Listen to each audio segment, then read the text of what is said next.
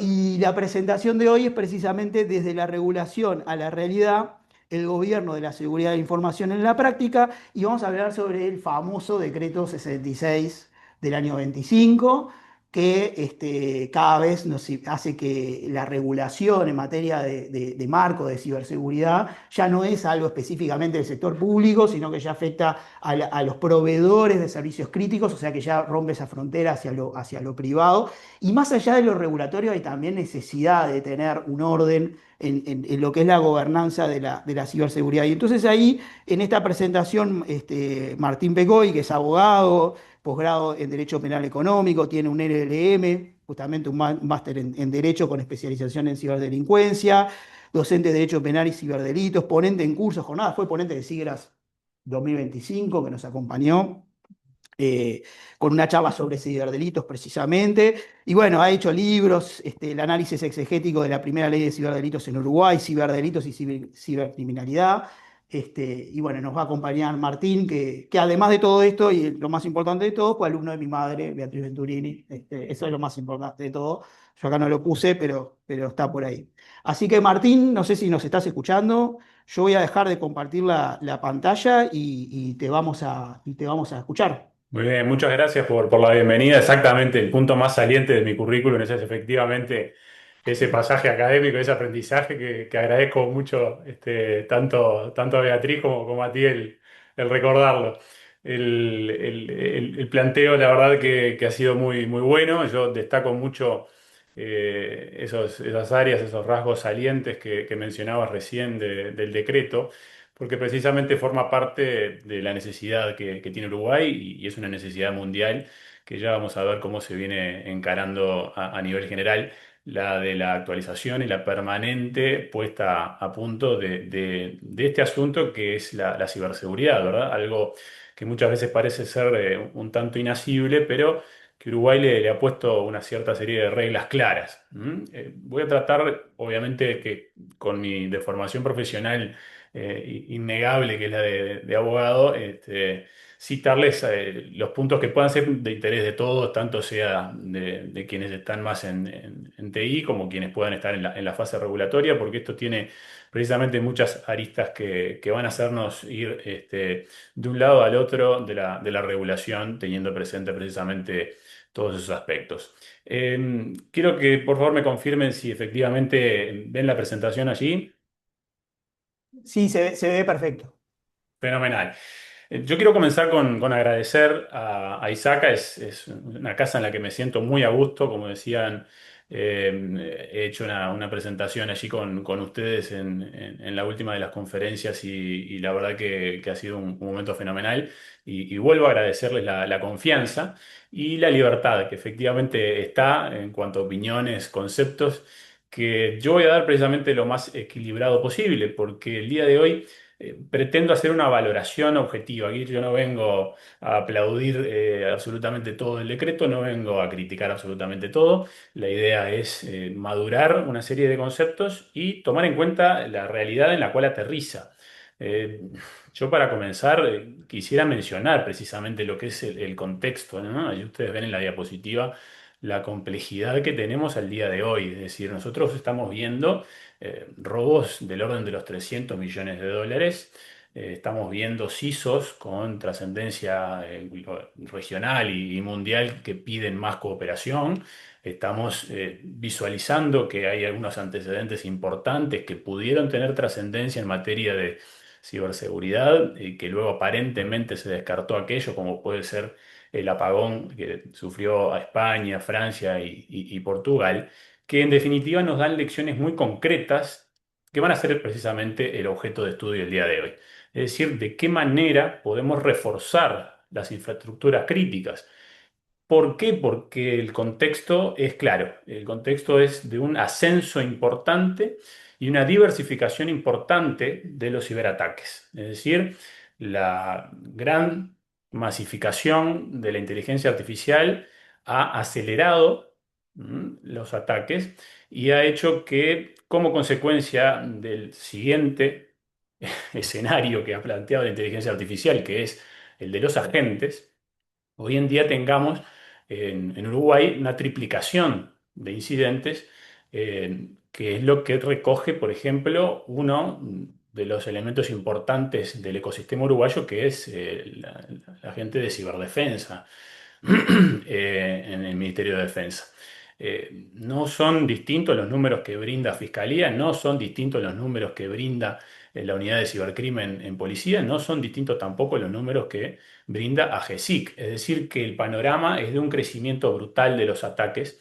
En consecuencia, el decreto 66 de 2025 ya no es una opción, sino que implica un nuevo escenario, es decir, implica el control a nivel de lo que podemos llamar cybercompliance de toda la estructura, precisamente para que exista una viabilidad de estas actividades que, como vamos a ver y como bien se decía también en la presentación inicial, ya están aterrizando estas regulaciones en lugares que ya no son el Estado propiamente. Es decir, que los particulares son un terreno de interés del Estado en esta materia.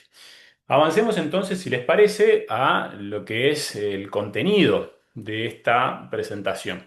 El día de hoy, mi pretensión principal viene a ser precisamente el traerles a ustedes una serie de conceptos.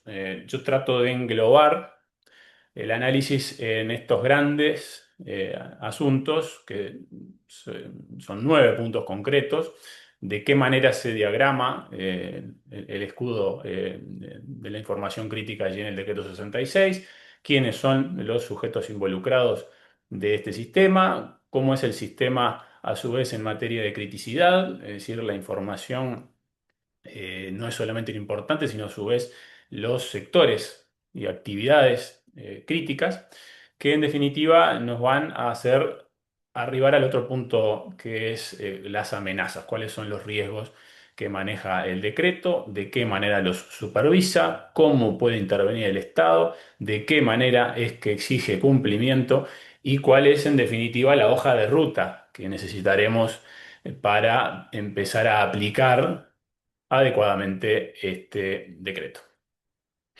Si ustedes observan a priori debajo a la izquierda ese marco de ciberseguridad, que es el marco 5.0 de Uruguay, van a encontrar una estructura muy similar al esquema NIST, ese que globalmente todos ya conocemos y viene siendo aplicado, que supone una identificación, protección, detección, respuesta y recuperación, en ese orden prácticamente como un ciclo in eternum, y es efectivamente eso lo que vamos a tratar de enfocar el día de hoy, de qué manera es que todo este escudo se compone. El contenido naturalmente inicial es aclarar cómo es que se empieza a conglobar esta estructura. ¿Mm? En cada una de estas diapositivas presentación de los capítulos yo le voy a citar debajo una frase de alguien especializado en ciberseguridad. En este caso, Schneider es uno de mis favoritos, siempre trato de iniciar con él, pero van a ver ustedes ahí que se habla de que los datos son el problema de la polución en la era de la información, ¿sí? Es decir, que lo principal acá va a ser proteger los datos. ¿Cómo lo vamos a hacer? Lo vamos a hacer encarando el primero y principal problema que es la recopilación de evidencia. Yo hace unos días, con otra institución muy querida también, Thomson Reuters, la ley y la justicia uruguaya, daba una charla sobre ciberestafas y hablaba de la importancia de la recopilación de evidencia. Precisamente porque muchas de estas cuestiones tienen el gran debe, muchas de estas investigaciones presentan la gran ausencia de un tratamiento adecuado de las ciberevidencias, eh, que como sabemos es muy volátil, se puede perder fácilmente, y entonces, como se puede perder fácilmente, es importante saber de qué manera conservar todo aquello y a partir de cuándo. Precisamente porque hay ahí un inconveniente bien claro que es la realidad de esos ciberataques. No solamente en cuanto a montos récord que tenemos hoy en día observados a nivel global, sino también en cuanto a lo que es el periodo en el que se genera el punto de compromiso. Nosotros sabemos a esta altura, por tanto la situación local como la global, que es importante la conservación de todos los antecedentes pasados, porque muchas veces el ataque no se da en un solo momento, es decir, lo que observamos como retiro de información o retiro de dinero es recién el punto final de todo un proceso que puede suponer precisamente una injerencia y una brecha de seguridad muy anterior a ese daño patrimonial concreto. De ahí que el decreto traiga esta eh, situación en cuanto a los 12 meses, la exigencia de conservar 12 meses las trazas de incidentes. Y a su vez, de ahí también la inmediatez de las 24 horas para comunicar los incidentes.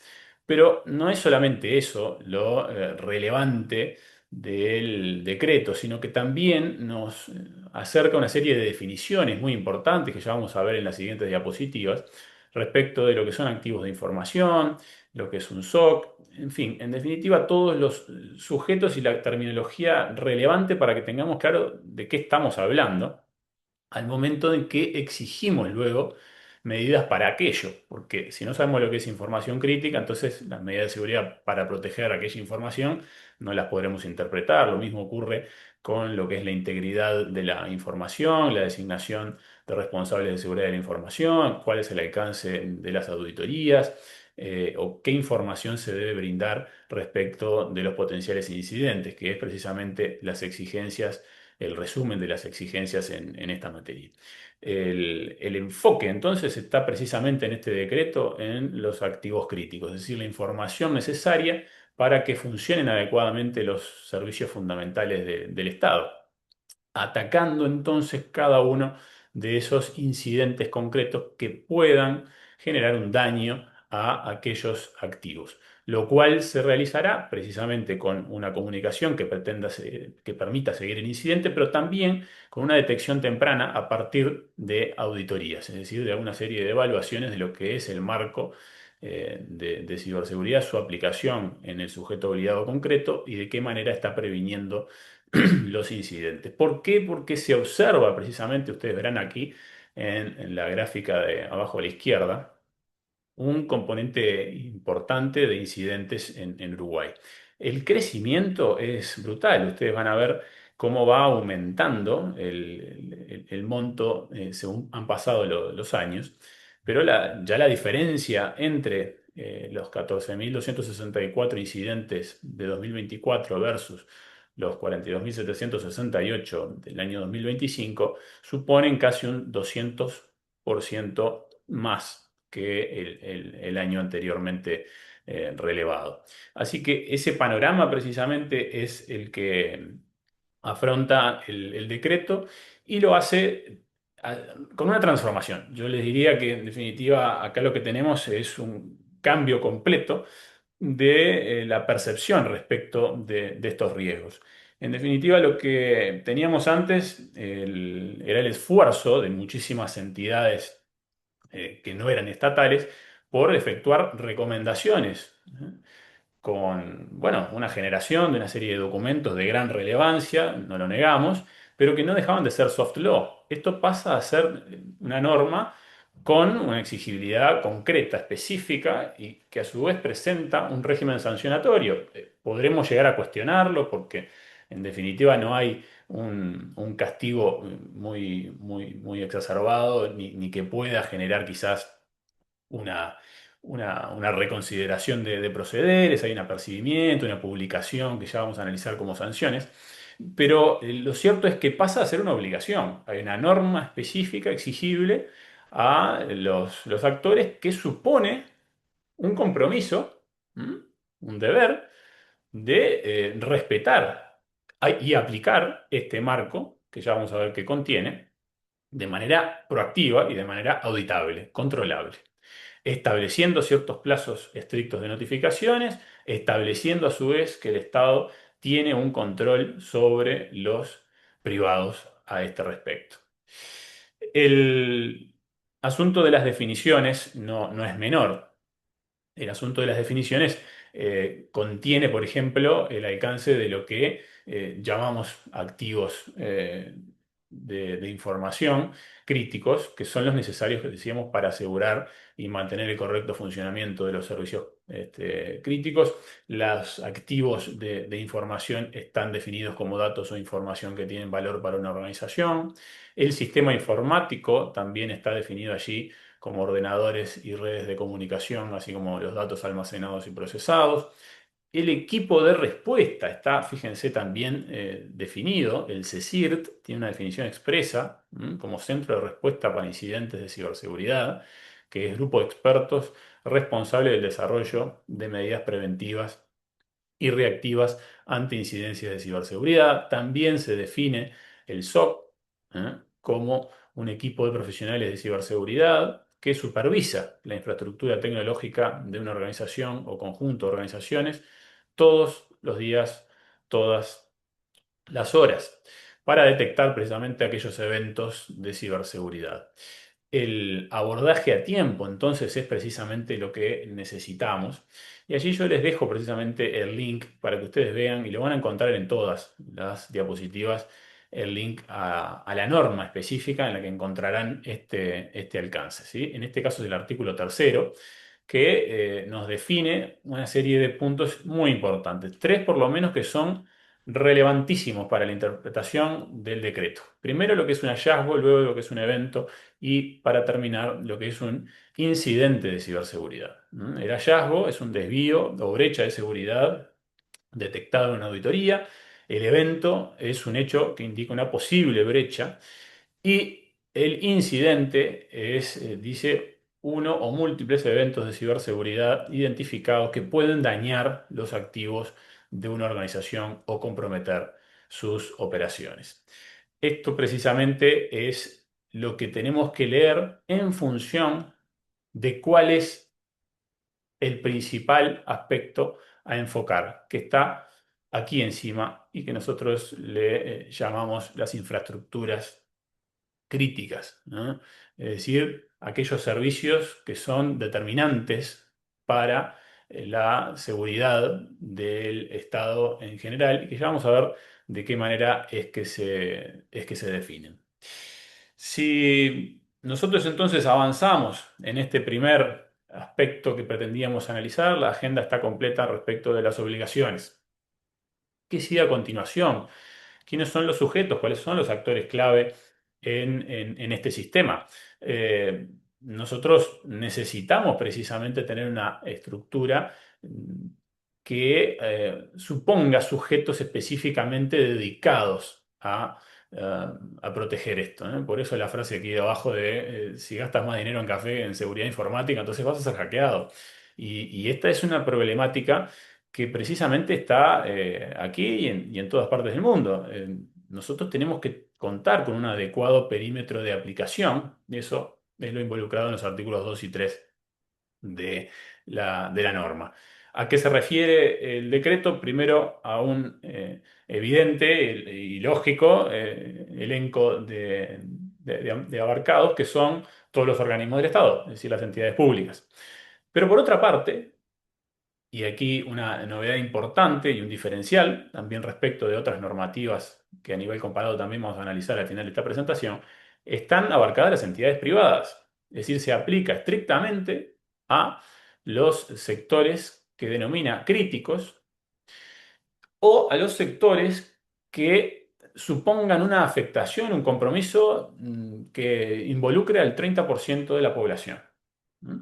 Así que como privados digamos, abarcados automáticamente, los encontramos específicamente listados a los sectores de salud, orden público, servicios de emergencia, energía, telecomunicaciones, transporte, suministro de agua potable, ecología y ambiente, agroindustria, industria, servicios públicos, banca, servicios financieros, defensa y otros, dice el decreto, que pueda determinar el Poder Ejecutivo con el asesoramiento de la dirección de AGESIC. Es decir, que acá estamos abarcando a redes eléctricas, a parques eólicos, a centrales, a cables submarinos, a plantas potabilizadoras, aeropuertos, puertos, data centers, bancos, hospitales. Dentro entonces de ese perímetro de aplicación hay que referir a una ampliación muy trascendente, que es aquella del 30% de la población. Esto es, podría resultar cuestionable a priori el hecho de que el Estado decidiera entrometerse en una faz privada, que es la de sujetos que no forman parte de sus filas, es decir, no son organismos que están dentro de las reparticiones del Estado, y sin embargo, este decreto dice que se va a poder controlar y que se va a poner como sujeto obligado, precisamente porque aquí el decreto pretende explicar que hay un riesgo corporativo, un riesgo de empresa individual de cada una de las sociedades que en realidad pasa a transformarse en un riesgo sistémico para el Estado. Es decir, que cuando no se cuida adecuadamente una porción de toda esa fase privada puede implicar un perjuicio tan grave a toda la población, más relevante, que esa población más relevante se fija ahí, como verán, en algo así como un tercio, en un 30%. Entonces, cualquier otro servicio que afecte al 30% de la población estará involucrado como un sector crítico, según el artículo tercero literal. Eh, la cuestión entonces allí supone avanzar un punto más en relación a los sujetos. ¿Por qué? Porque tenemos que verificar cuál es el rol de estos SOCs o CSIRTs. La función principal de ellos es precisamente la estandarización.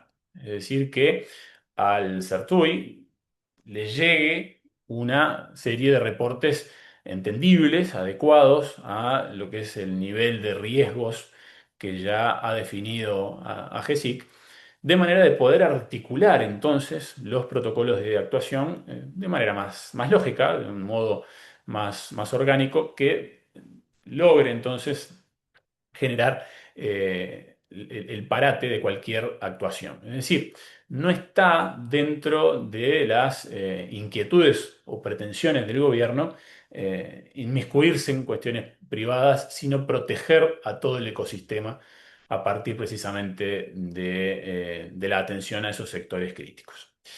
La verificación entonces del alcance que tienen aquellos sujetos o actores clave, decíamos que nos obliga a continuación a analizar cuál es el régimen de la gravedad en este decreto, ¿no? ¿Cuáles son aquellos supuestos de sectores críticos o información crítica? ¿No? Con esta frase de Stefan Napo, que yo creo que es muy elocuente, ¿no? O sea, habitualmente ocurre esto, seguramente les ocurrirá a ustedes, me ocurre a mí cuando damos alguna que otra charla, en la cual precisamente ocurre eso. Esto es un trabajo interdisciplinario, tan interdisciplinario que uno no puede decir que sabe absolutamente todo de la ciberseguridad, ¿eh? Es decir, que el querer saberlo todo precisamente es el punto en el que uno reconoce que no entiende muy bien de la ciberseguridad. La, la cuestión entonces aquí en cuanto a qué es lo crítico pasa por varios puntos y precisamente por entender de qué manera actúa la ciberseguridad. Como ustedes sabrán, no solamente protegemos la información, sino que también protegemos dispositivos, protegemos sistemas, protegemos a la entidad en definitiva para que ella, como parte de un sistema o de un sector, no termine perjudicando y pueda aislarse cualquier incidente de manera segura para el resto del sistema. Entonces, por eso se define allí algunos sectores críticos dentro del decreto, que son los que ya mencionamos recién: salud, energía, telecomunicaciones, banca. Otras que en realidad no son propiamente eh, tratadas en función de qué sector ocupan, sino más que nada en razón de cuál es esa función y la incidencia que pueda tener en aquel 30% de la población. Y luego se pasa a enfocar en lo que son sistemas de información fundamentales, tales como pueden ser la operativa de las personas, que sabemos que es muy importante. No solamente el hardware o software es el primordial interés, sino dada la primacía de daños o ataques de ingeniería social, lo importante es educar a las personas para que estén preparadas precisamente a los efectos de reconocer el origen falso o la falsedad de una comunicación, en razón de que precisamente la personalización que se puede realizar hoy en día con inteligencia artificial de los ataques es enorme. Y ahí la capacidad crítica entonces del individuo es la que va a lograr alejarnos de una situación gravosa. Pero en definitiva tampoco hay que cargar todas las tintas con las personas, ¿eh? Qué tonto cayó en la estafa, qué tonto que no se dio cuenta que esto podía ser un phishing. Bueno, no pasa solamente por allí. También pasa por proteger adecuadamente los activos críticos. En muchas de las charlas que por lo general brindo más a los técnicos que a que a los jurídicos, surge la conversación respecto de los seguros de ciberseguridad y por qué no son en algunos países de Latinoamérica tan habituales como sí en otros países sajones. Es una muy buena forma de lograr precisamente una cobertura.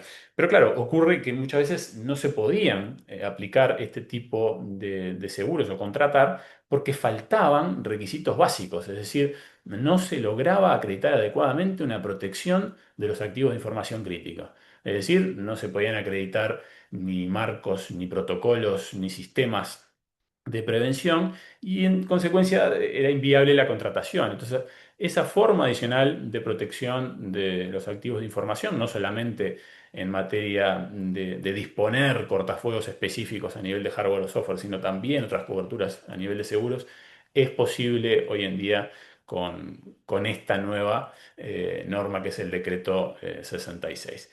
El decreto 66 entonces apunta a este núcleo, a este cerno de activos de información críticos, es decir, que se enfoca en lo que es una estructura que se traslada precisamente a todos y cada uno de los instrumentos que venimos siempre reseñando como recomendables.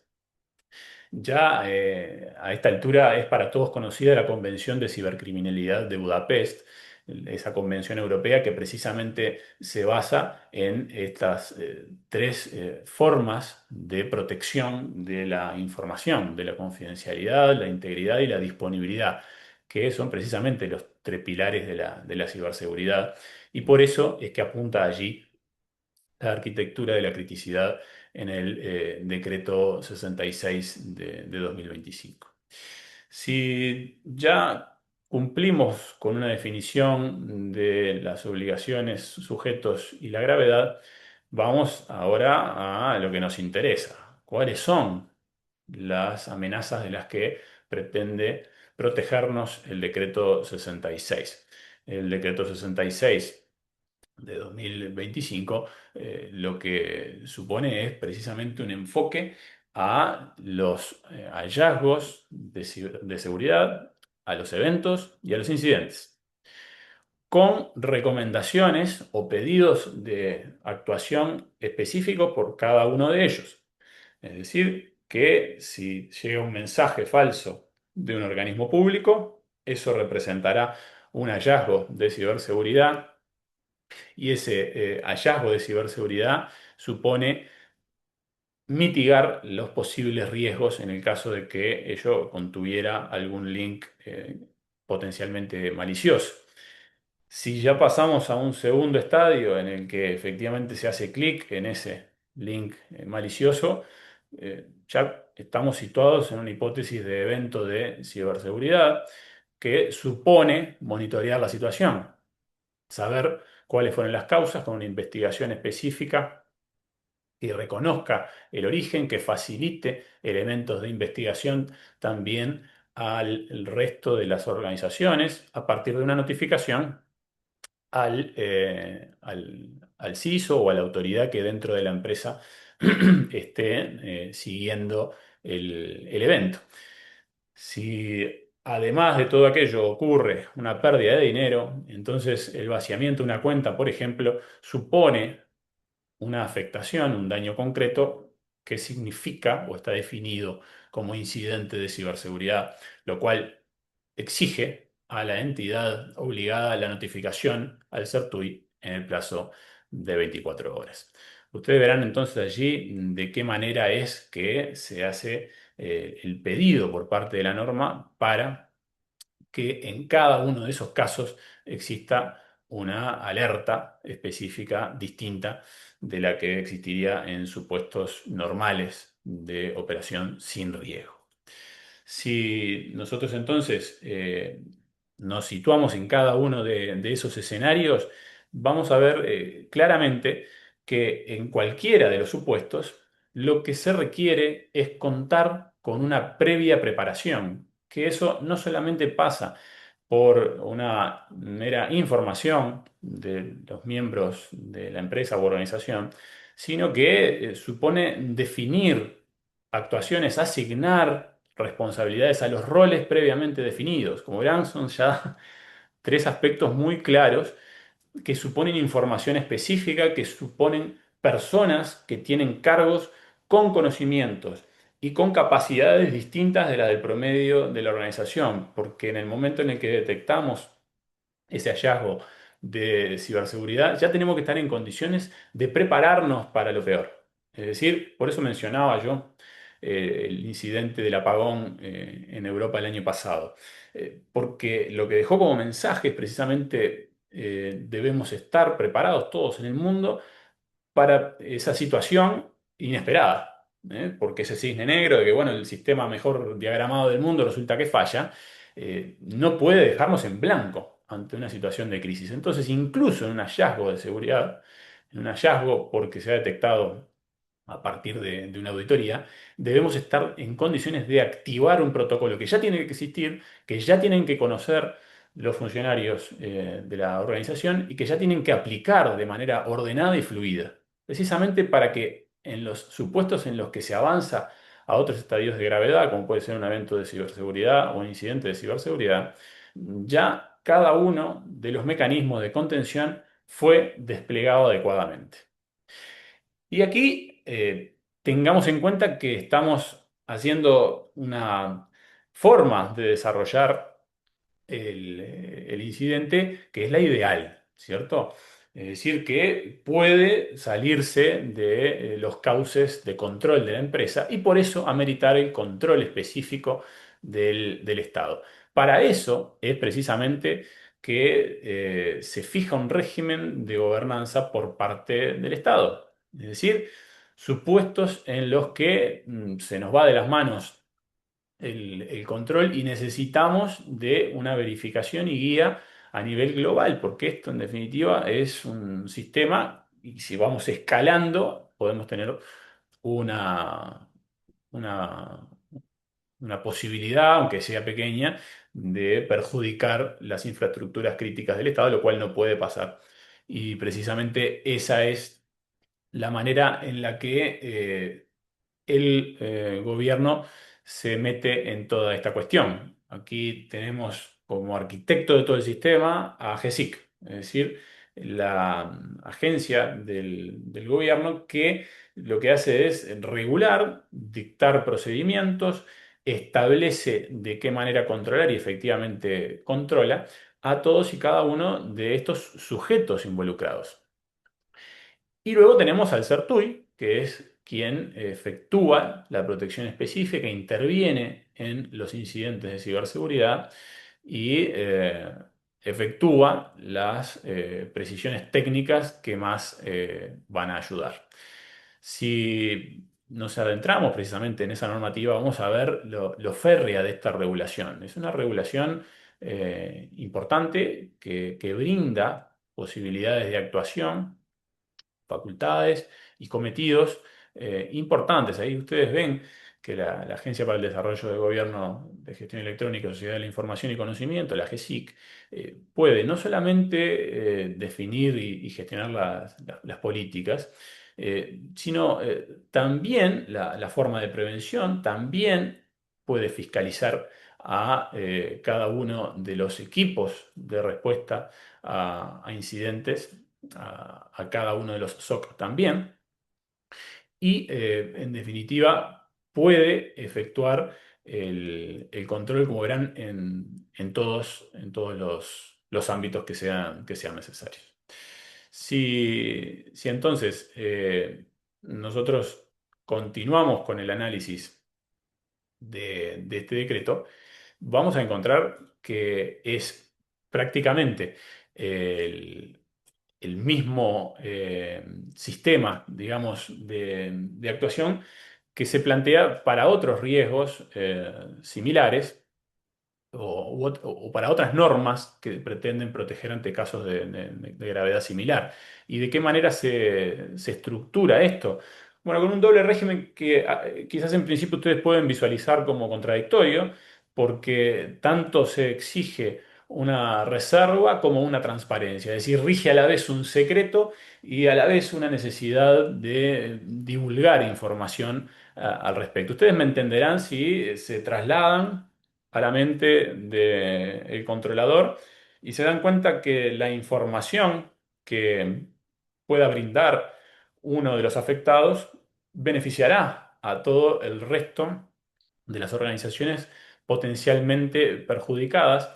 Y es por eso que, si bien para proteger la intimidad de la entidad que está perjudicada concretamente, que está siendo objeto de un ataque, de un incidente, de cualquiera de las categorías de riesgo que vimos antes, si bien ocurre eso y si bien se aplica la reserva de las actuaciones en ese sentido, al final del análisis, al final de ciertos periodos, la publicación de estadísticas es clave, precisamente no solamente para que el gobierno establezca adecuados procederes y revea quizás algunos de los protocolos que ya había diseñado previamente, actualizándolos a las necesidades del momento, sino también para que le sirva a los demás actores del sistema como manera de enfocarse en los riesgos que efectivamente está sufriendo el resto de los integrantes del sistema. Entonces, como les decía, convive esa reserva de las actuaciones que está prevista en el artículo sexto del decreto con una necesidad de transparencia y a su vez conviven entonces estos dos sujetos relevantes que son AGESIC y que son Certui. Esta entonces diferencia de roles nos van a llevar a su vez a un sistema que tengamos que aplicar de manera permanente, de manera infinita, para continuar la maduración en cada uno de los ciclos que analicemos. ¿Cuál es el orden lógico de todo esto?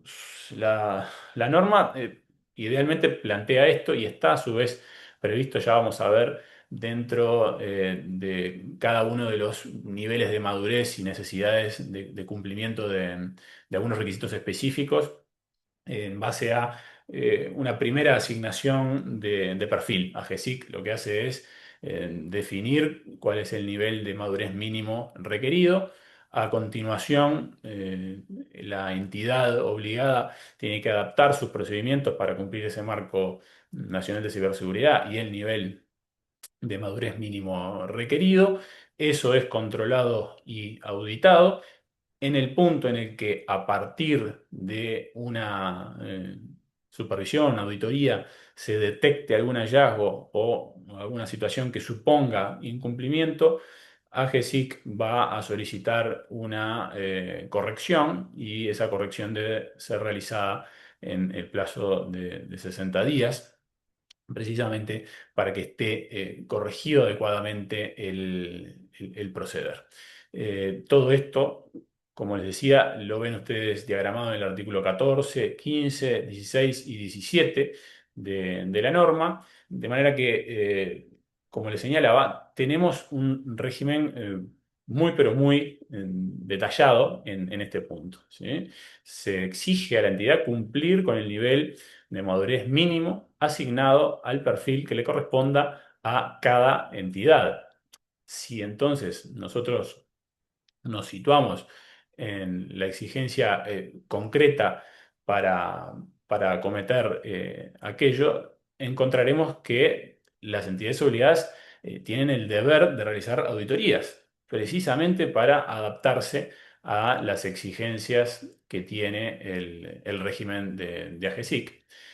Y no solamente eso, sino que en definitiva, cuando nosotros vamos a reseñar de qué manera es que finaliza todo aquel procedimiento de control, verán que las entidades tienen que enviarle a GESIC un resumen de todos los controles efectuados para que en un punto concreto, ya se ve ahí el plazo de 30 días desde la finalización, se reciba toda la información por parte de AGESIC y se efectúen las correcciones, como decíamos, en el plazo de 60 días, según señale AGESIC.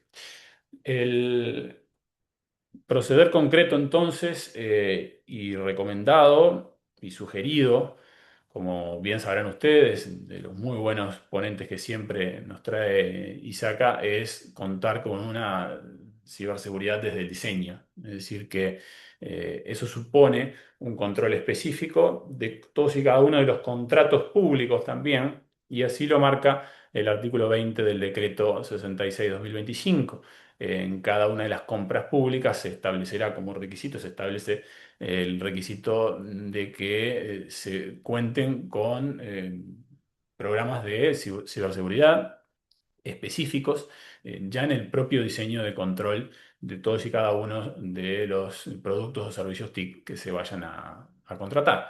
Es decir, que esto se traslada precisamente a las compras públicas de manera automática por mandato del decreto.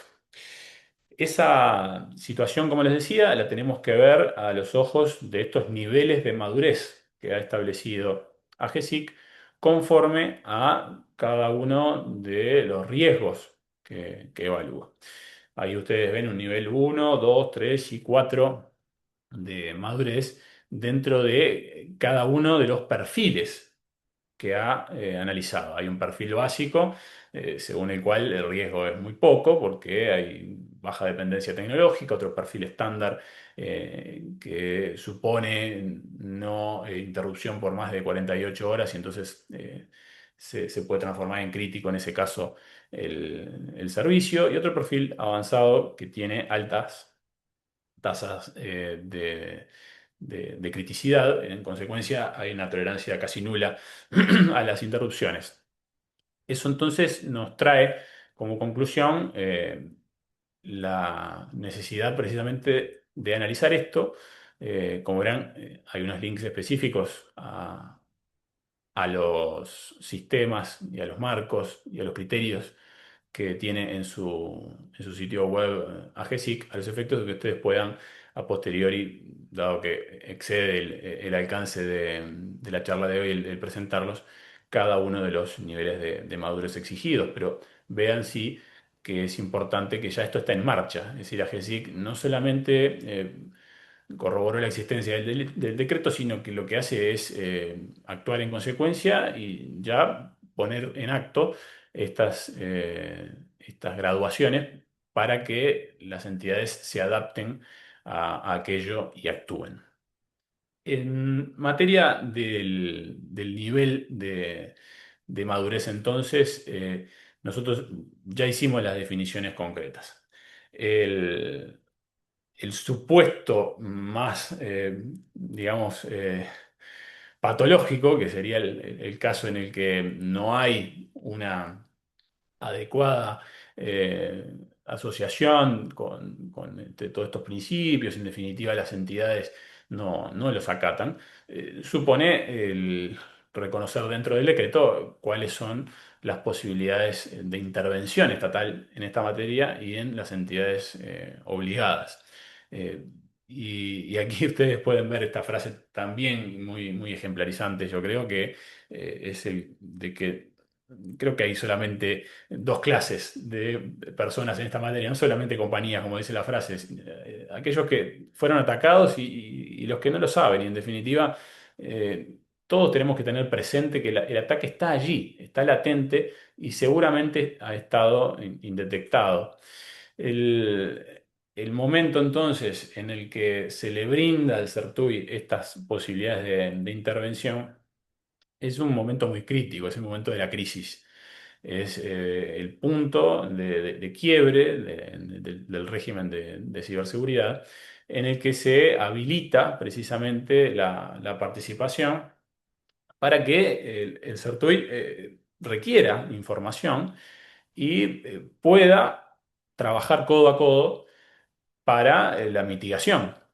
Es decir, que no solamente están las potestades de control o las potestades de recuperación de cierta información, sino la propia gestión de la crisis, que es algo que ustedes verán falta y falta mucho, no solamente en el régimen nacional, sino en el régimen a nivel global, de qué manera se comunica y de qué manera se hace entender al público qué es lo que se está realizando en cada una de las etapas de mitigación de los incidentes de ciberseguridad. ¿Mm? Es un punto que está específicamente dictaminado por ejemplo, por las recomendaciones de CISA, que sugiere no solamente la designación de un CISO, sino que sugiere la designación de una persona que está encargada de la resolución técnica del incidente, es decir, vamos a tener un CISO, una persona encargada de lo técnico y a su vez alguien encargado de la comunicación, es decir, que no le podemos pedir a una sola persona que además sepa informar a la población para que no exista un caos y a su vez para que no se genere un caos dentro de los que deben trabajar internamente en la empresa para mitigar la crisis. En definitiva, lo que se le faculta al Certui es no a cortar toda comunicación y aislarlos como si fueran unos leprosos a los que están sufriendo el incidente, sino lo que se le faculta es a exigir cierta serie de reconfiguraciones que posibiliten un aislamiento, es decir, una segmentación que no provoque el contagio, sino que precisamente lo evite y que ese incidente quede lo más encapsulado posible a los efectos de perjudicar a las menos personas y entidades posibles. Si el sistema de control y de intervención es eficaz, eso significa que se van a prevenir incidentes mayores. Eso significa que se articularon adecuadamente las defensas y eso significa a su vez que se puede formalizar un control adecuado respecto del resto del sistema. Es decir, el monitoreo es completo y la contención entonces del incidente será adecuado. Adecuado, ¿por qué? Porque se va a mitigar el daño en este caso, adecuado porque se van a lograr adecuadamente las probanzas para la investigación penal, adecuado también porque servirá para actualizar protocolos que prevengan de incidentes más graves en el futuro. Esto de correr detrás de los incidentes es absolutamente habitual en todo el mundo y Uruguay no escapa a ello, de manera que el momento en el que se hace pública toda la información es el momento de aprendizaje. Ese momento de aprendizaje no puede dilatarse en el tiempo porque le da demasiadas herramientas a los ciberdelincuentes que ya están varios pasos adelante. Es decir, se suele señalar, y eso es algo muy, pero muy trascendental que ha señalado el informe IOCTA de la Europol que fue publicado el día de ayer. Esto, digamos, esa situación de diferencia de conocimiento lo que aumenta es esa velocity gap, que es precisamente la manera en la que con agilidad los delincuentes siempre adoptan la tecnología para delinquir a un ritmo mucho mayor que el ritmo de adaptación de los equipos de investigación. En consecuencia, para que la madurez del sistema sea plena, la divulgación de información sobre los incidentes debe ser oportuna, debe ser completa y debe contener precisamente la información necesaria cuidando naturalmente la reserva que, digamos, no perjudique la divulgación, aquella reputación de los sujetos, pero que sí a nivel global genere información útil para mejorar la capacidad del sistema todo. Bien, ahí dentro de ese artículo 19, ustedes van a ver con claridad que a GESIC se le pide específicamente el establecimiento de ciertos criterios específicos en relación a toda esta información y una divulgación concreta a tiempo. Si nosotros, aún con todos estos controles, no cumplimos como organización, entonces estaremos sujetos a un régimen sancionatorio. Es decir, que precisamente como para que exista una norma debe existir una sanción, la postura del Estado debe ser muy fuerte en este punto, imponer esa pena, imponer esa sanción que establece la norma, no solamente con finalidad de castigo del sujeto incumplidor, sino también a los efectos ejemplarizantes del resto. De forma y modo que aquí, dentro del decreto, nosotros tenemos algunos puntos a cumplir que si no se cumplen serán sometidos a una sanción. Las obligaciones primordiales que se establecen para los sujetos obligados en este decreto 66/2025 son, primero que nada, la designación de un CISO, es decir, un responsable de la seguridad de la información que tiene que contar con una independencia técnica, es decir, no puede venir el gerente de compras o el financiero a decirle, mira, la verdad que está gastando mucho esta idea tuya de proteger nuestros servidores y que la ciberseguridad no me está resultando mucho prioridad, en consecuencia, eh, tus planes no los vamos a considerar. Eso es inviable y no debería de haber quedado librado solamente a la buena voluntad de la empresa. Como vamos a ver al final, una de mis recomendaciones de mejora del decreto 66 son precisamente esas. Darle, desde el punto de vista de la norma laboral, por ejemplo, una protección específica al CISO a los efectos de que esa independencia técnica sea real. ¿Mm? Pero bueno, primera obligación, designación del CISO. Segunda obligación es la asignación de recursos, es decir, que tienen que existir una serie de planes específicos con recursos técnicos y personas asignadas a resolver los hallazgos, como les decía yo, personal capacitado y personal que conozca los protocolos internos de la empresa, no solamente las obligaciones que marca el decreto 66, sino las que internamente a nivel de cuáles son los riesgos que ha encontrado la empresa o organización, se fije a sí misma al efecto.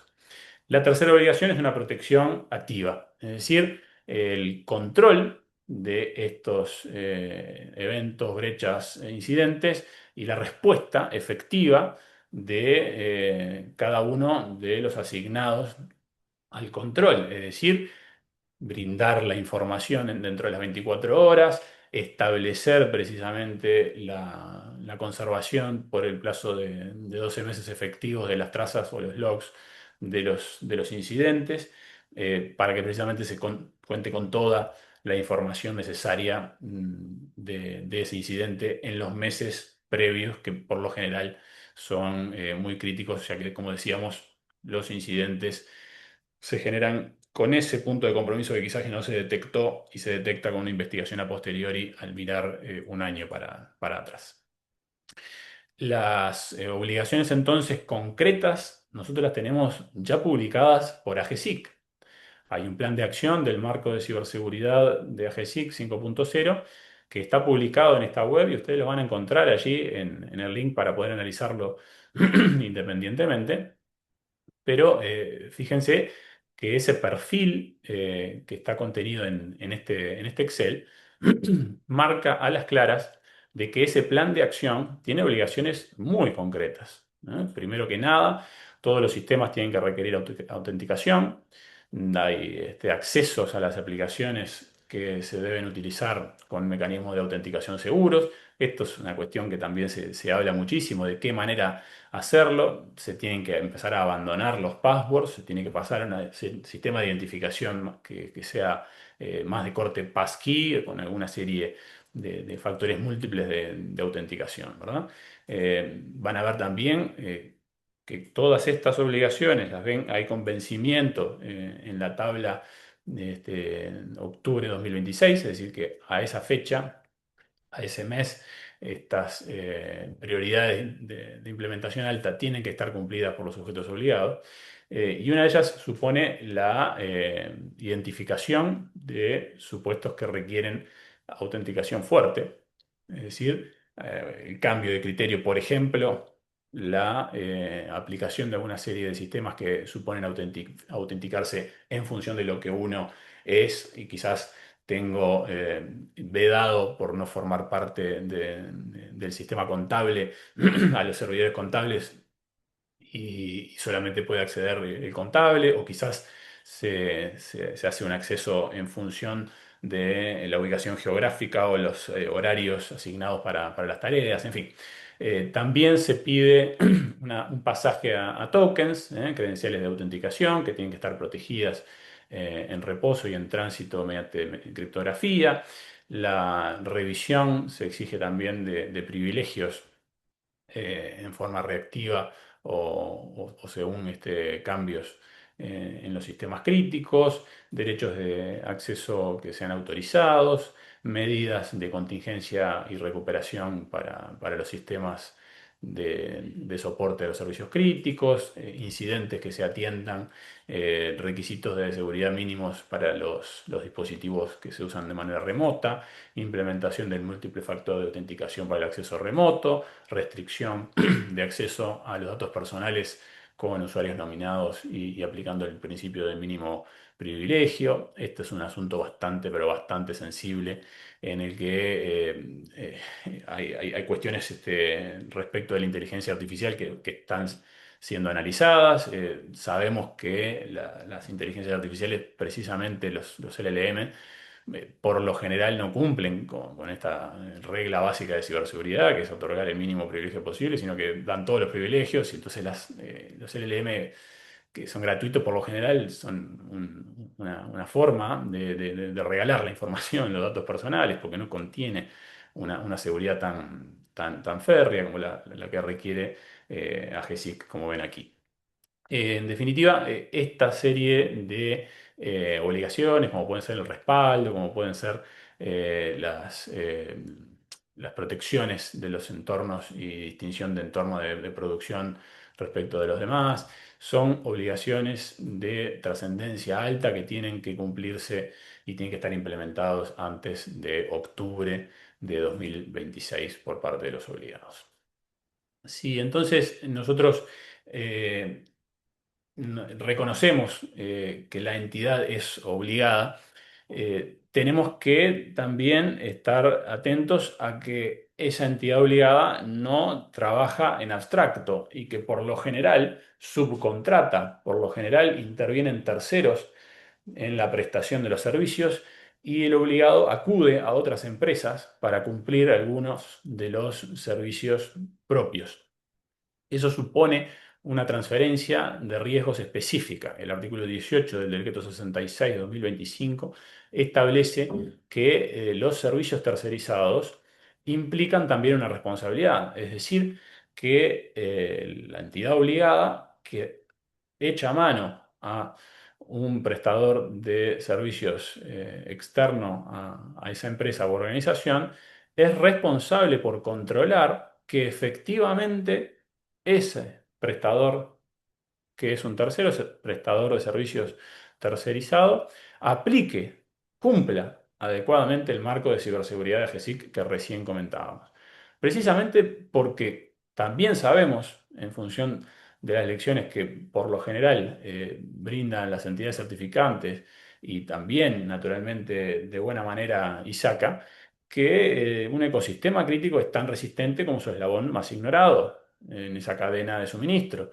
Así las cosas, entonces no podemos dejar librado al azar ese eslabón y por eso es que el decreto establece precisamente una obligación concreta.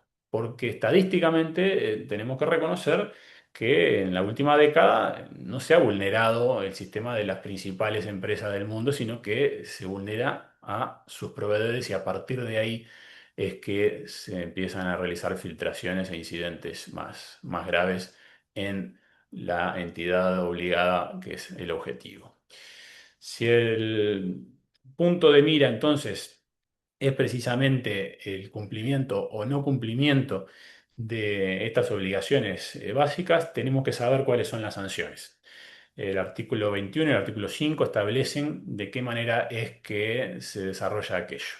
Hay, por una parte, una posibilidad de apercibimiento. La sanción más grave que establece en nuestro régimen es un apercibimiento, y un apercibimiento que puede estar acompañado de la fijación de ciertos plazos de cumplimiento de esas correcciones como veíamos antes. Lo adicional que se establece es la sanción ejemplarizante. Es un reporte al Parlamento de manera semestral, en el que AGESIC lo que hace es elevar a la Asamblea General el listado de las entidades que no cumplan con las medidas que fueron adoptadas.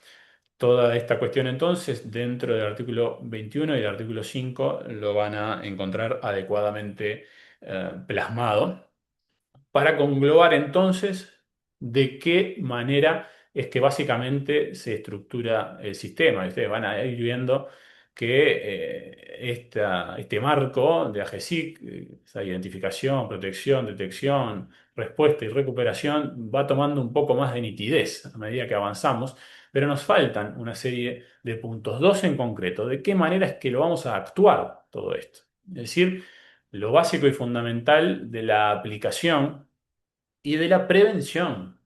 Porque en definitiva acá, aunque todo lo tengamos como algo asumido, lo cierto es que es muy generalizado y es también muy generalizado que la mayoría de las empresas no están protegidas para esto. Hace poco había salido divulgada una publicación, un suelto de prensa en el que se acusaba que un 60-70% de las empresas no establecían protecciones específicas en materia de ciberseguridad. Eh, pero lo cierto es que esto debe de cambiar y debe de cambiar porque hay obligaciones tan concretas que suponen precisamente un sistema, que suponen a su vez un cuidado específico de la entidad, al punto de que la entidad debe estar en condiciones de brindar las trazas de un ciberincidente con un mínimo de conservación de 12 meses. Es lógico que esto pueda representar un problema y lo representa. De hecho, la cuestión del análisis, de la conservación y disposición de teras a veces de información, dependiendo del sector de actividad, puede resultar muy oneroso, pero es cierto que es una obligación concreta. Ustedes lo van a ver plasmado allí en el artículo 11. Fíjense de qué manera es que lo establece. En sede de prevención de incidentes, establece que las entidades obligadas deberán conservar las trazas de auditorías de los sistemas de información en forma centralizada por un periodo no inferior a los 12 meses o el periodo que le determine Certui. ¿Eh? Eso se complementa con la facilitación de toda la información de los sistemas existentes para que el controlador pueda disponer de información completa. El protocolo entonces de prevención es un gasto adicional, pero la finalidad no es generar un gasto adicional de almacenamiento e indexación. Lo que está como objetivo allí es protegernos contra lo que es primordialmente la forma de ataque, es decir, protegernos contra las APTs, protegernos contra las amenazas persistentes avanzadas. ¿Por qué? Porque precisamente tienen la lógica que yo mencionaba desde el comienzo. Quizás hace un año se ingresó al sistema de manera inadvertida, se fue por parte del ciberatacante escalando privilegios muy de a poco, hasta que en un punto concreto, quizás el mes pasado, hace 2 meses, hace una semana, se ejecuta un cifrado masivo y a consecuencia de eso se pide un rescate de la información. Esa es precisamente la finalidad, evitar que cuando empezamos a investigar no contemos con la información adecuada, porque si no disponemos de los logs de todos los sistemas de 12 meses para atrás, no vamos a encontrar en dónde se generó el punto de compromiso, es decir, dónde ingresó ese malware que había quedado dormido durante 12 meses. Bien.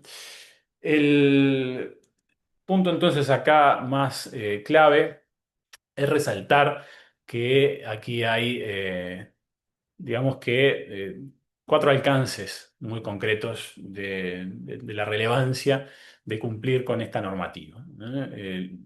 Lo que hace es darle un gran poder de control interno a la empresa, precisamente porque si el CISO cuenta con toda la información, la prevención va a ser efectiva y real. El punto en el que sí existe algún ataque va a generar, en base a aquella información que se contó a tiempo, con la que se contó a tiempo, va a generar entonces como resultado una resiliencia, es decir, un aprendizaje real, ¿m? de esa entidad y a su vez del resto del sistema si se cumple con la notificación en 24 horas del envío a Certuit de toda la información adecuada, lo cual también va a redundar en las otras dos cuestiones, es decir, el adecuado control y protección del el resto del ecosistema y a su vez la constatación de que esos controles previos o auditorías fueron realmente efectivos, ¿no? Ustedes van a encontrar allí una forma gráfica de presentar esto. Y yo quiero hacer especial énfasis en lo que ustedes encuentran aquí debajo, lo que es la realidad de ese plazo de corrección. El decreto lo que está haciendo es no solamente poniendo en cabeza del CISO la necesidad de prevención, ni en la empresa con la obligación de informar en 24 horas, sino que lo que está haciendo es ayudar a la entidad a prevenirse de manera lógica y prevenirse a su vez de manera orgánica. ¿Por qué? Porque una vez que dentro de el propio ecosistema interno de la empresa detecta alguna anomalía en función de lo que son los marcos y los niveles de riesgo que antes había establecido, bueno, le ayuda a subir los peldaños necesarios a esa entidad para que logre un nivel de madurez ya optimizado cuando cumpla con cada uno de los deberes del perfil de riesgo que le corresponde. Y a su vez, lo que permite es una adaptación permanente de ese perfil de riesgo en función de los cambios que puedan llegar a sobrevenir como consecuencia de esas implicancias o de aquellos incidentes que haya sufrido. Lo cual le da una relevancia suma a la auditoría, es decir, al control, que no es una impertinencia, que no es una molestia, es una manera de mejora, es una forma en la que el sistema todo puede evolucionar en conjunto para avanzar adecuadamente. El, el día en el que nosotros empecemos a aplicar esto adecuadamente tiene que ser hoy, tiene que ser ya. Nosotros tenemos que contar con una organización que no sea objetivo sencillo y que no sea un blanco fácil. Y eso se comienza precisamente aplicando estos flujos operativos de manera adecuada, internalizándolos como un proceder adecuado que a su vez a el resto del ecosistema investigativo le permita contar con la información adecuada. Día sí y día también me ocurre que los clientes que pretenden denunciar algún ciberataque tienen una serie de descreimientos y a veces están preocupados porque pasó mucho tiempo y quizás no es muy efectivo el sistema uruguayo y quizás no hay mucha manera de recuperar el dinero, pero tampoco se preocupan de manera previa y proactiva de recopilar adecuadamente la evidencia y recopilarla de manera rápida, de manera segura, de manera guiada. Entonces, este, este supuesto que yo menciono allí como primer paso del flujo, que es la prevención, pasa también por informar adecuadamente. Y ahí, tanto los que cumplimos nuestro rol docente en ocasiones, como también el resto de las autoridades, cibercrimen lo viene haciendo muy bien, tiene que cumplir con ese rol de información y tiene que ponerse a disposición a los efectos de que se pueda alfabetizar a cada uno de los usuarios del sistema respecto de cómo detectar todo esto, respecto de no solamente la obligación de notificar si son sujetos obligados, sino también cómo hacer esta conservación de la información, porque muchas veces esa información que vamos a transformar en evidencia no está adecuadamente recopilada y no puede resultar útil si es que no se llegó a tiempo y no se tuvo una respuesta adecuada. El punto concreto entonces acá es de relevancia, ¿sí? Yo creo que la necesidad de prevención es clave, la necesidad de detección y notificación a tiempo en esas 24 horas es fundamental y también es clave que todo aquello funcione de manera adecuada precisamente para que se pueda consolidar esa potestad de control del CERTUI. De lo contrario, va a quedar en saco roto, va a caer en saco roto y no se va a poder remediar adecuadamente, ni se va a poder reparar el daño, ni se van a poder recomponer adecuadamente los sistemas en su funcionamiento dentro de la empresa, ni dentro del Estado en general. El, el punto entonces acá, más sensible, más complejo de entender, pienso que es la necesidad de información adecuada.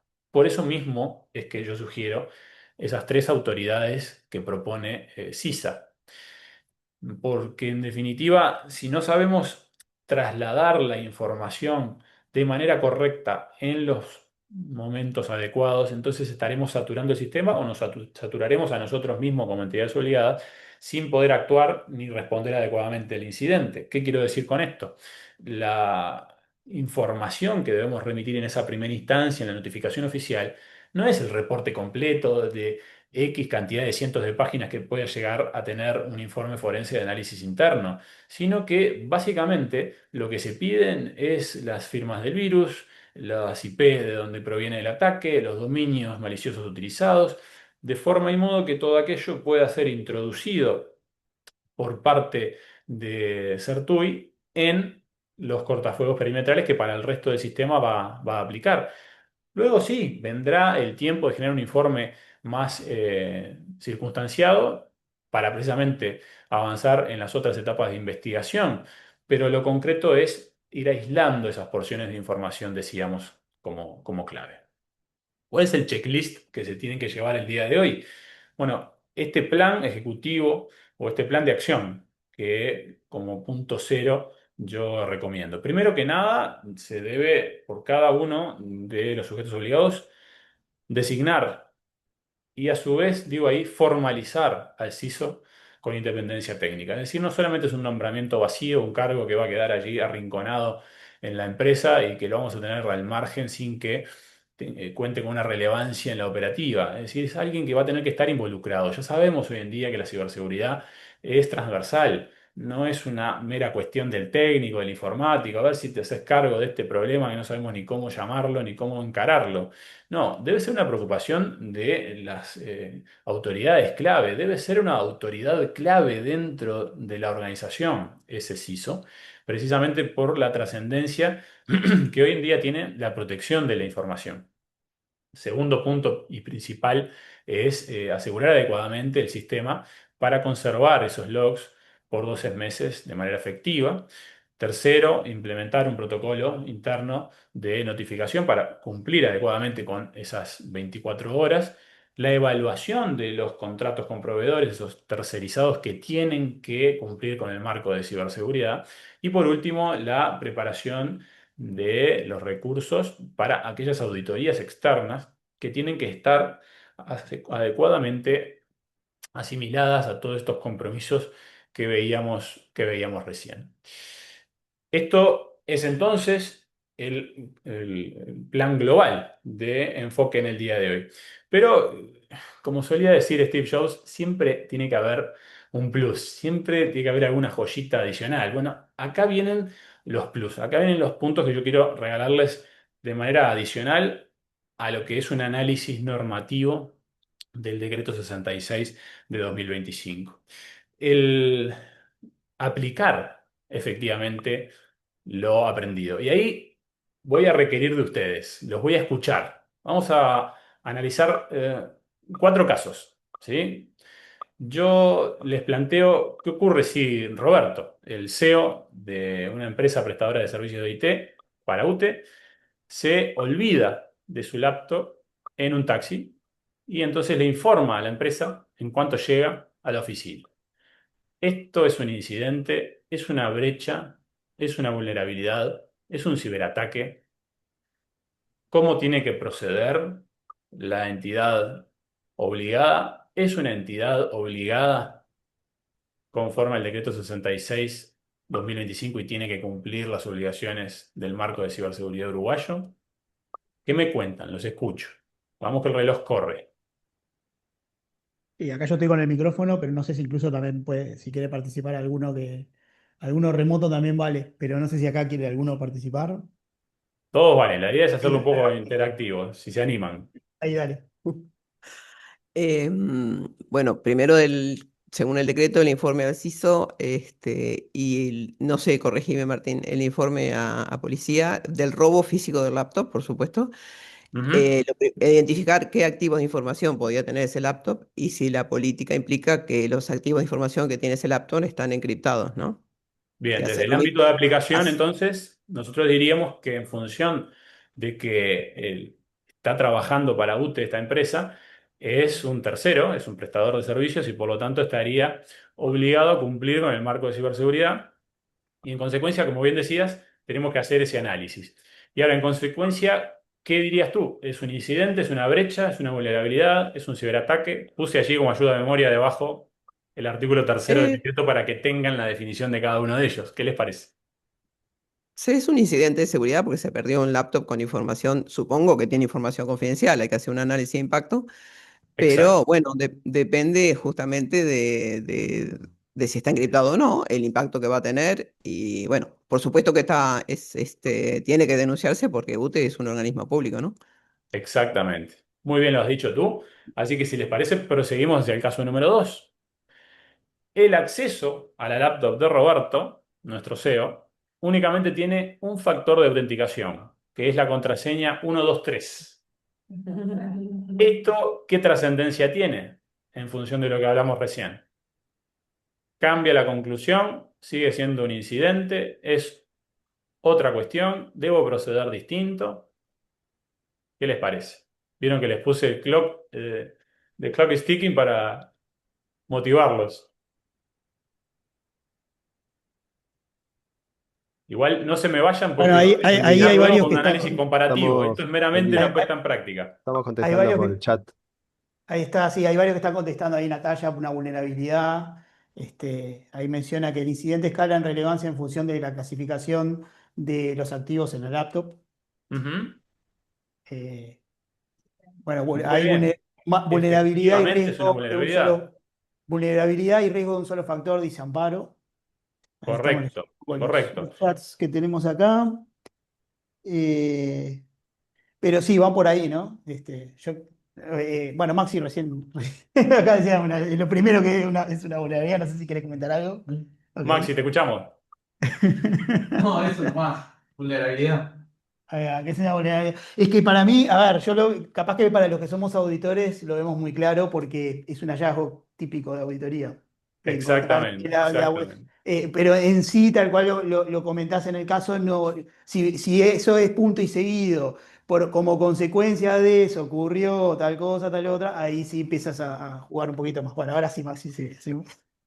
No, lo que está bueno aclarar es que la vulnerabilidad no es tecnológica, ¿no? Sino que es de factor humano, ¿no? Poner un 1, 2, Exacto, 3 como clave es una vulnerabilidad a nivel de cultura.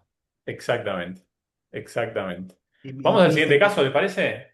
a ver, para que Hay otro temita que como tenemos un decreto de multifactor authentication, estaría violando también una ley.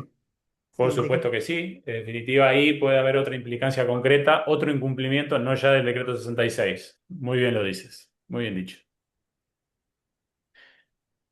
¿Qué ocurre si quien encontró esa laptop, nuestro a este punto querido CEO, ¿no es cierto? Que ya lo estamos adorando, digitó, esa persona que encuentra el laptop de Roberto, esa contraseña que dijimos, 123, y está entonces autenticado en el laptop, está accediendo en este momento a sus archivos.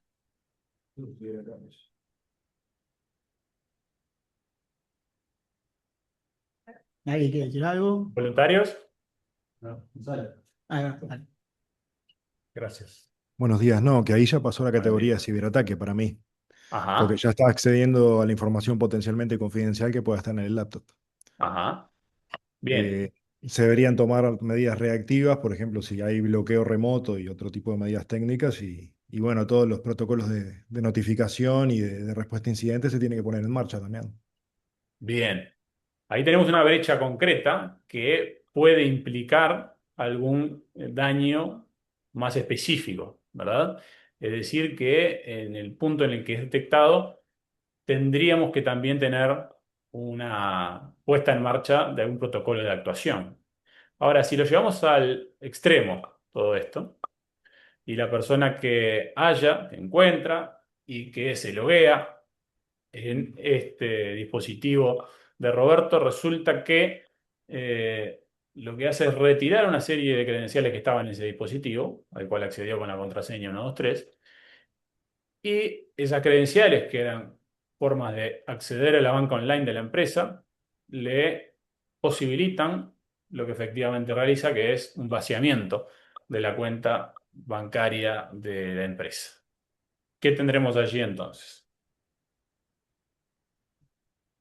Allí ya a la respuesta anterior que había dado este compañero, lo que tenemos que sumarle que es, y prácticamente lo que tenemos es un concurso de delitos, ¿verdad? Porque esto no solamente es un acceso ilícito, sino que también supone allí una suplantación de identidad que implicará una responsabilidad penal más gravosa.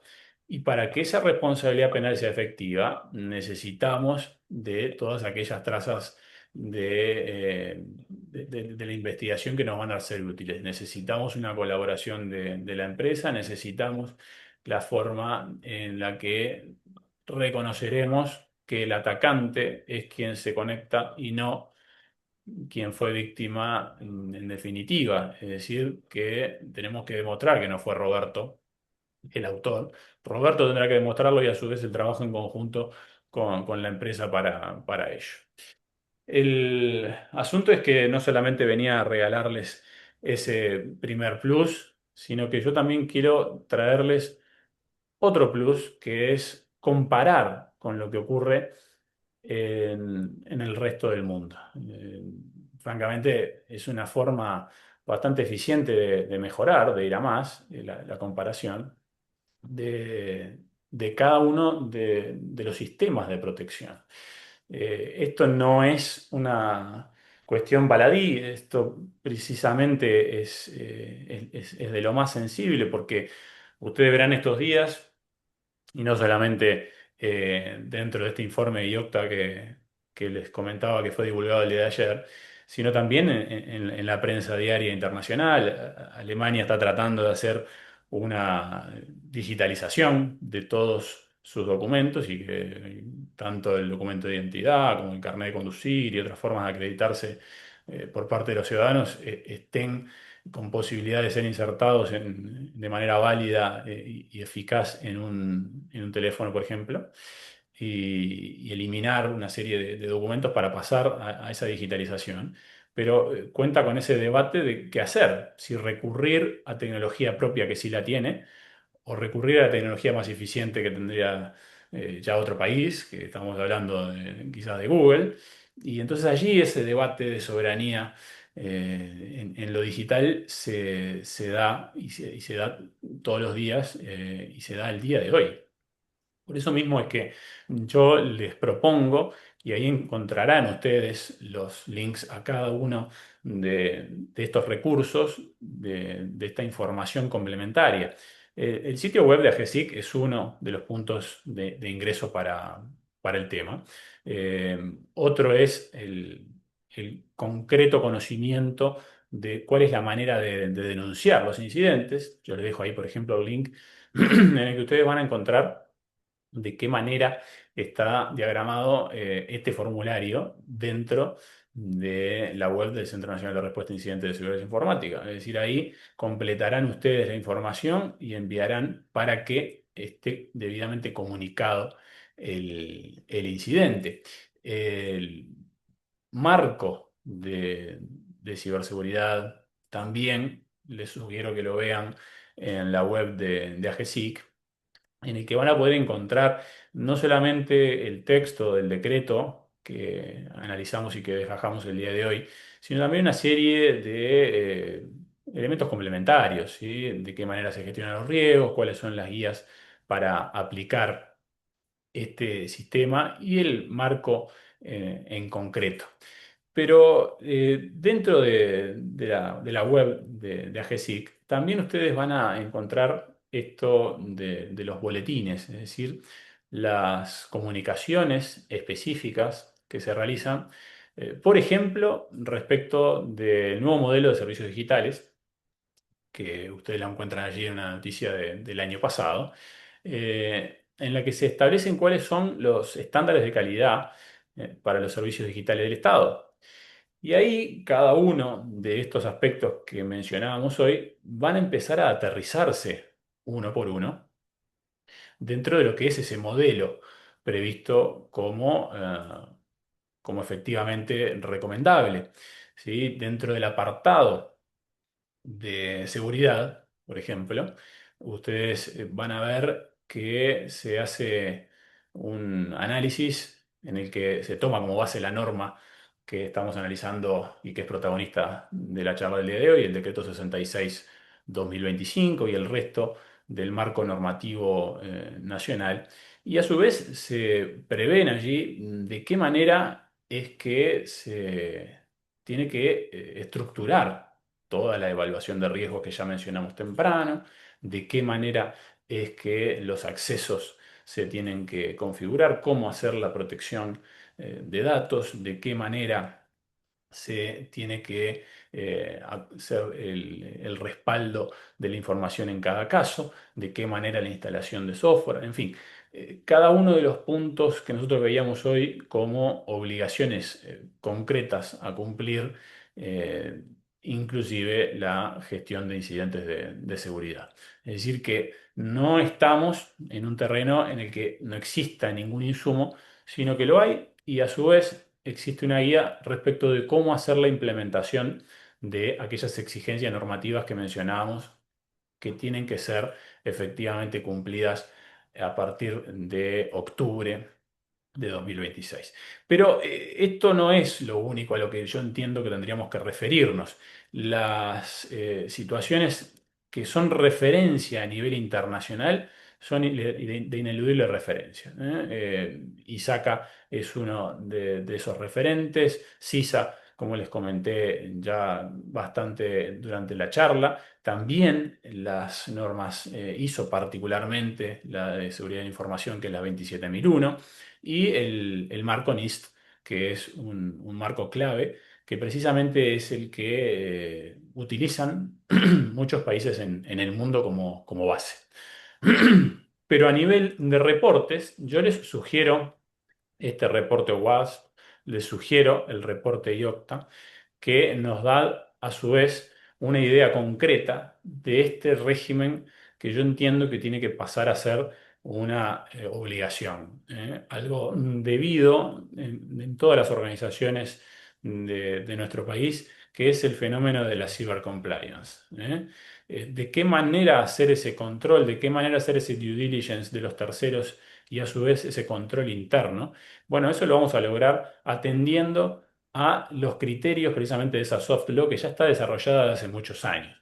Y ahí les sugiero el atender a estos marcos que por cada actividad ya tenemos diseñados hace mucho tiempo. Tenemos algunos globales como pueden ser la ISO 27001 que mencionábamos recién, tenemos alguna serie de especificaciones respecto de privacidad de la información. otros que dicen relación específicamente con el sector de la salud, otros con los controles estatales, y a partir de cada uno de estos es que yo creo que debemos de madurar una adecuada valoración. ¿De qué aspectos en concreto? De lo que yo entiendo que tiene que ser una autocrítica del sistema uruguayo. Es decir, cuando comparamos este régimen del Decreto 66/2025 con los marcos de ciberseguridad de los países con más tecnología, más inversión en I+D, más protección de propiedad intelectual y mayor infraestructura, vamos a encontrar que si bien hay ciertos puntos que son salientes y muy positivos, como pueden ser este asunto de que el reporte en 24 horas es uno de los más exigentes, pese a que en el resto del mundo se aplica una fórmula un poco más flexible, alcanzando por lo general a plazos de 72 horas. Lo cierto es que no solo es eso lo más relevante, sino que también resalta y destaca el aspecto del efecto ejemplarizante de las sanciones con un reporte del Parlamento, que no es absolutamente habitual. Son más habituales en el mundo las multas o sanciones que conforme a NIS 2, por ejemplo, el régimen francés, por ejemplo, el régimen de Suecia, por ejemplo, el régimen en España, llevan al castigo con multas de hasta 10 millones de euros o un porcentaje de la facturación anual global. Ese punto yo creo que es uno de los que puede mejorar, sin embargo, el régimen uruguayo. Es decir, evaluar la posibilidad de que existan sanciones, es decir, de que no quede meramente en un apercibimiento, de que no quede meramente en la manifestación, de que no quede meramente en un aviso y todos sepamos que no se cumple con la normativa por parte de tal entidad obligada, pero nada más que aquello. Entonces, si no le da demasiada vergüenza a la entidad obligada, resulta que no se cumple la normativa y no podemos avanzar en aquella eh, protección más global de todo el ecosistema que mencionábamos como objetivo final. En consecuencia, yo creo que el establecimiento de una multa, según la facturación anual, según la envergadura, es una de las fórmulas globales que podría llegar a sumarse como mejora al sistema uruguayo. El segundo punto de mejora, eh, yo pienso que tiene que pasar por la protección y cuidado del CISO. Es decir, que si en definitiva es un sujeto importante, relevante del sistema, la forma de tutelarlo será con normas laborales que impidan una intimidación, que impidan una actuación en contra de esa independencia técnica, ya que es clave y es el sujeto sobre el cual va a pivotar toda la actividad para que, en definitiva, sea una manera lógica y adecuada, razonable, eficaz de actuar contra los ciberincidentes. En el resto del comparativo, ustedes van a ver claramente allí que existe una serie de distinciones, porque si bien Uruguay plantea como obligatorio e independiente el- el nombramiento y el carácter de actuación independiente del CISO, en materia comparada, eso se ve de distintas formas. En algunos casos se exige una acreditación específica, en otras se integra al sistema de investigación estatal y en algunos otros ni siquiera aparece, como en Suiza que se recomienda, pero no se asigna como requisito obligatorio. El punto más complejo quizás del análisis puede ser el asignarle una cierta relevancia o no a las certificaciones de cumplimiento. Y esto es un punto de quiebre en la consideración. El hecho de que Uruguay agregue esta certificación de cumplimiento, yo entiendo que va a facilitarle a los proveedores de tecnologías de la información el probar su adecuación. Es decir, que cuando el Estado empieza a otorgar estas constancias de certificación, lo que hace es elevarle el nivel a ese proveedor y evitarle ese tire y afloje con auditorías de terceras partes que le van a contratar, que quizás le exigen una cosa que no es lo mismo que le está exigiendo el Estado, y eso genera un ruido innecesario. Así que quizás ese es un punto que podría significar una mejora importante para el decreto 66/2025. Lo concreto es que los marcos técnicos son de los más disímiles, como van a poder ver allí en la tabla comparativa. El más, digamos, generalizado como mecanismo, como marco, como régimen aplicado es el marco NIST. El marco NIST es el que está por detrás de casi todas las estrategias de ciberseguridad a nivel nacional, aunque algunos países establecen un régimen más férreo de control, quizás China tiene una rigurosidad enorme, pero también toma como base tanto NIST como las normas ISO. Así que este punto de partida es igual en el oriente que en occidente, en el norte que en el sur, y efectivamente el marco NIST yo creo que es importante, como verán, Francia lo toma como base, aunque es un poco más estricto su marco. En Alemania ocurre algo similar. El caso de Suiza y Suecia es algo disímil, pero si bien ocurre eso, lo cierto es que se acepta a NIST como una norma, un marco complementario importante a ser aplicado. La cuestión de los controles, ¿sí? de certificaciones o los controles eh, de cumplimiento, yo pienso que va a ayudar a los sujetos obligados a colocarse mejor en el mercado. Por eso mismo que también como cuarta y final mejora del marco de ciberseguridad es que yo sugiero la creación de un sello de ciberseguridad. Es decir, que la acreditación a partir de ahí o a partir de una certificación acredite de manera inmediata un nivel de madurez que va a valorarle sus servicios, que va a hacerle crecer en competitividad dentro del mercado, precisamente a su vez para que tenga un sentido esto de que los sujetos obligados son específicamente los privados y que tenga a su vez una específica distinción respecto de otros sistemas que únicamente se basan, como verán en Suiza o en Estados Unidos, en la información crítica. Es decir, son solo sujetos obligados aquellos que están con servicios o sectores o trabajando en sectores críticos. El asunto concreto entonces, dentro de la posibilidad de determinación de un buen régimen en materia de este marco de ciberseguridad, es atender a las principales amenazas que aparecen dentro del panorama 2026.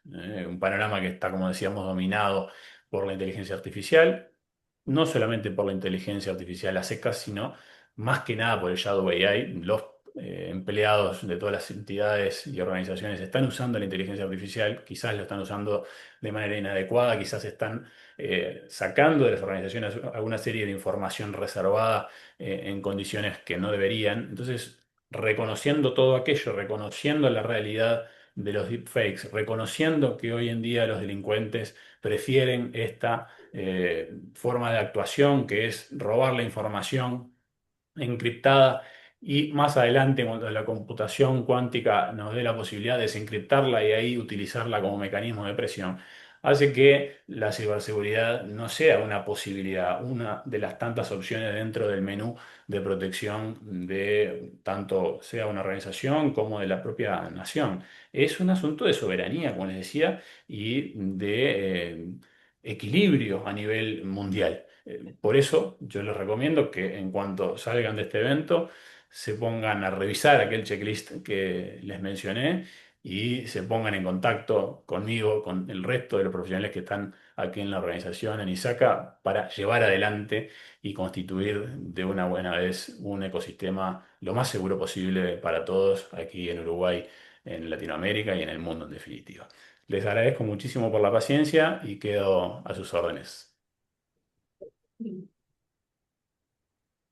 Bueno, muchísimas gracias, Martín. ¿No ¿Tenés una pregunta?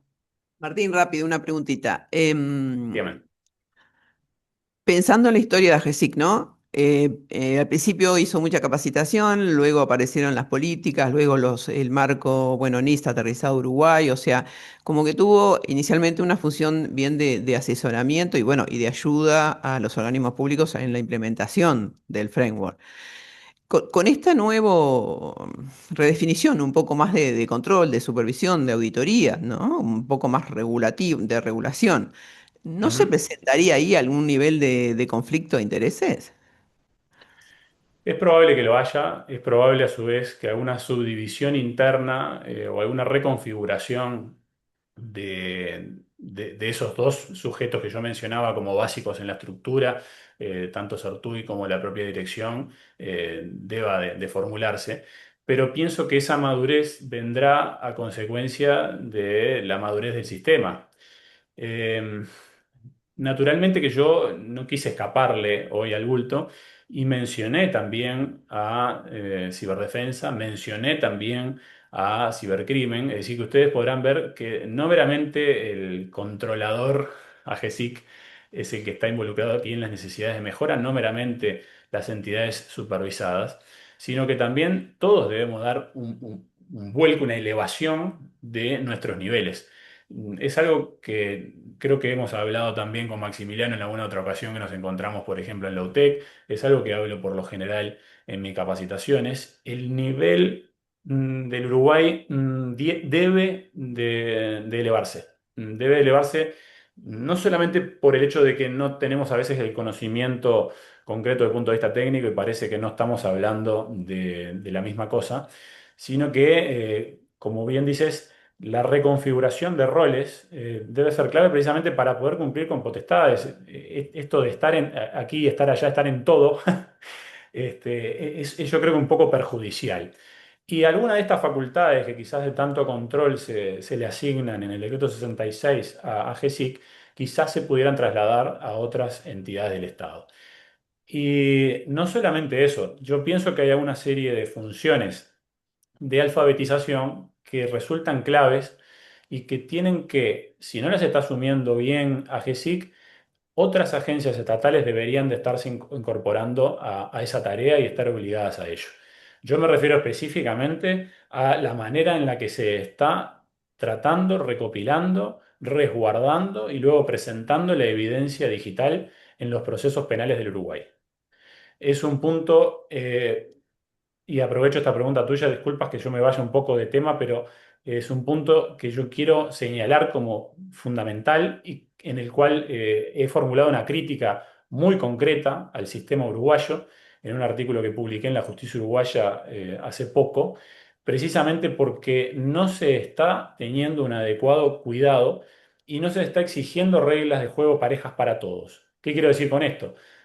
Seguimos trayendo como antecedentes de los incidentes y de los ciberataques a una serie de comprobantes que son de otro siglo y que no reconocen las complejidades de la evidencia con la que estamos tratando. Me refiero a que muchas veces estamos dando por buenas capturas de pantalla de algunas comunicaciones, que estamos dando por buena alguna forma de registrar eventos que son absolutamente digitales con una tecnología que es absolutamente analógica.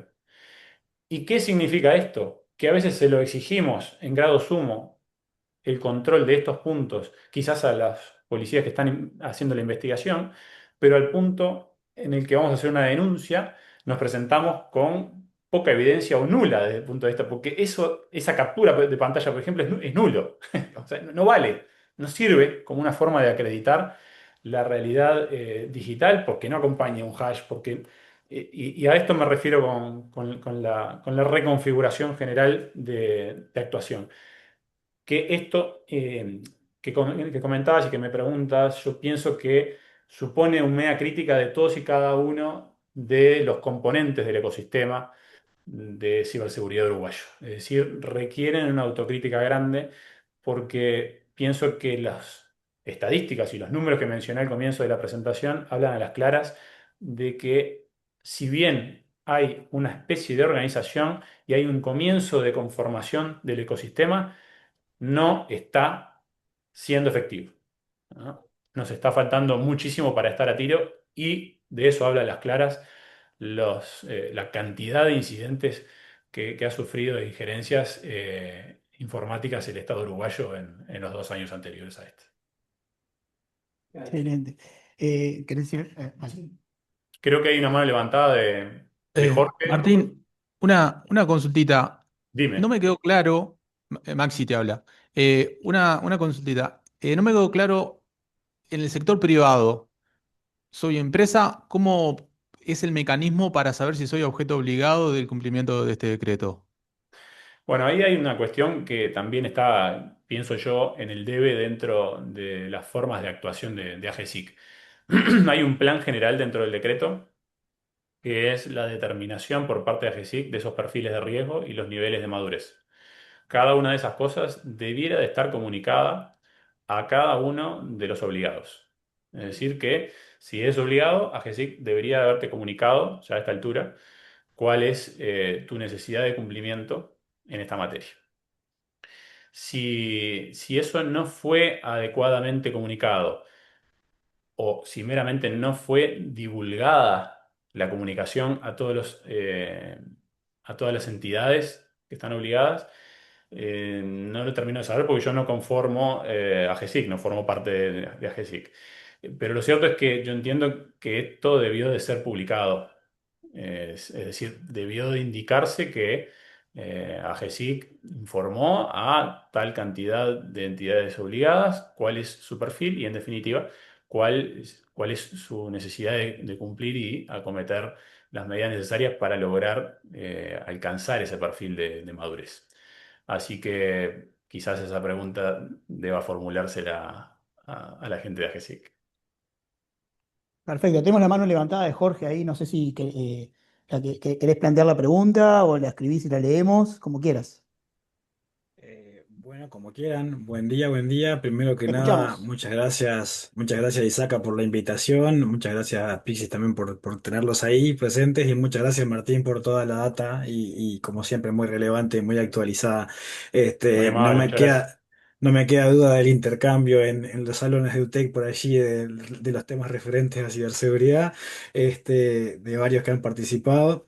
Y sin duda el aporte del tema de la falsa percepción de seguridad que tienen las organizaciones, ¿verdad? Que lamentablemente ese es el que juega a veces en contra en la mejora de la postura de seguridad, ¿no? Y el poco alcance que tiene esto que estaba comentando, preguntando recién Maxi, ¿verdad? La obligatoriedad que tienen las empresas privadas de tener que cumplir con este nivel de seguridad que muchas veces tienen un desconocimiento de ello. Por lo que entiendo, el marco sí, por suerte ha ido actualizándose y ha tenido sus alcances a diferentes escenarios, pero en definitiva sigue siendo de una aplicabilidad bastante compleja, ¿verdad? No es algo que se pueda aplicar de un día para el otro, pero sí la importancia que esto implica en la postura defensiva que tenemos a nivel país, lo que comentabas, ¿no, Martín? Que todos seamos más ciberseguros y de alguna forma tengamos la conciencia de poder protegernos mejor. Un punto muy interesante que comentaste es el tema de que la opción de que puedan tener hasta un badge de cumplimiento, ¿no? Eso podría ser lo que a las empresas les podría llegar a llamar la atención y que en base a eso les permita mejorar la competitividad y bueno, y justamente ser un candidato mejor a brindar servicios, por ejemplo, al Estado. Muy relevante realmente, muchas gracias nuevamente. Y si has tenido la oportunidad de implementar en algún escenario empresarial privado, alguna recomendación que puedas darle a los participantes de cómo poder abordar un escenario de 0 a 2 llamémosle, de ciberseguridad, que ese es el escenario más crítico, ¿no? En realidad, cuando están con algo ya implementado es un poco más sencillo, ya cuando están de 0 al Sí. 10 es bastante complejo.